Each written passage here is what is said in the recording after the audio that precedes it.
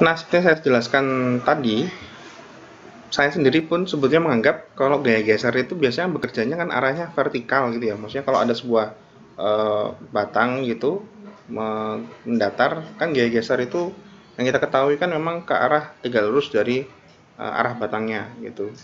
Nah, cuman kenapa kok di SNI struktur kayu gaya geser yang ditinjau, tegangan geser maaf, itu justru tegangan geser yang ke arah horizontal, yang searah dengan seratnya dan biasanya searah dengan arah sumbu batang lenturnya gitu. Nah, kok bisa gaya geser yang arahnya gaya vertikal, tapi tegangannya itu bisa muncul ke arah horizontal. Nah, bagaimana penjelasannya berikut ini adalah selengkapnya. Oke, pelan-pelan di sini tadi ketika ada sebuah batang lentur, taruh kata sebuah simbol beam, terjadi beban terbagi merata, arah tegak lurus dari seratnya atau tegak lurus dari sumbu memanjang struktur, maka akan timbul Sirfors diagram seperti ini, seperti yang sudah kita tahu. Biasanya gayanya itu yang kita pahami adalah gaya geser yang tegak lurus arah seratnya, arah serat dari struktur itu, ya. Nah, ketika sebuah balok itu melentur ke sini, ini adalah titik garis netralnya atau titik tengah penampang, maka gaya geser yang bekerja terus seperti ini. Gaya atau tegangan geser yang justru malah searah serat, dengan besarnya itu makin paling besar di tumpuan seperti ini, seperti grafik ini ya. Besar di tumpuan, kemudian makin lama kecil, dan di sini 0, kemudian membesar lagi sampai ke tumpuan gitu.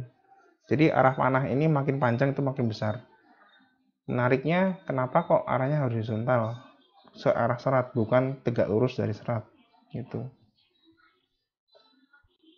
Kita coba ambil di satu potongan gitu, potongan material kayu ini kita perbesar seperti ini.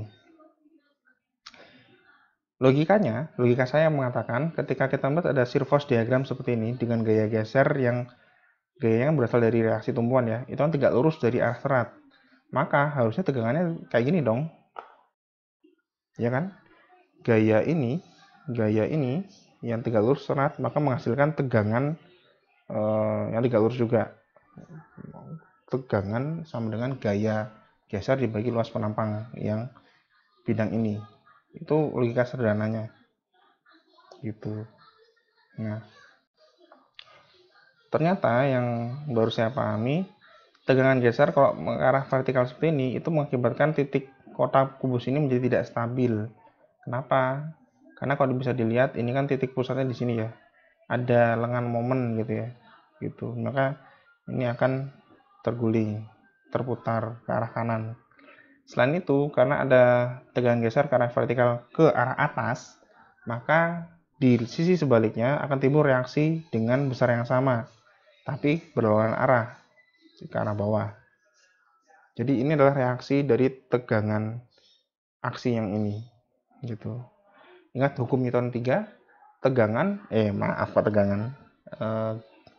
gaya reaksi itu besarnya sama dengan gaya aksi namun berlawanan arah. Itu hukum Newton 3. Dan ini menyebabkan juga ini keseimbangan gaya vertikal menjadi 0. Pas, karena ini besarnya sama, maka ini plus dikurangi min, maka menjadi 0. Artinya, struktur ini itu menjadi struktur yang statis, diam, tidak bergerak kemana-mana gitu.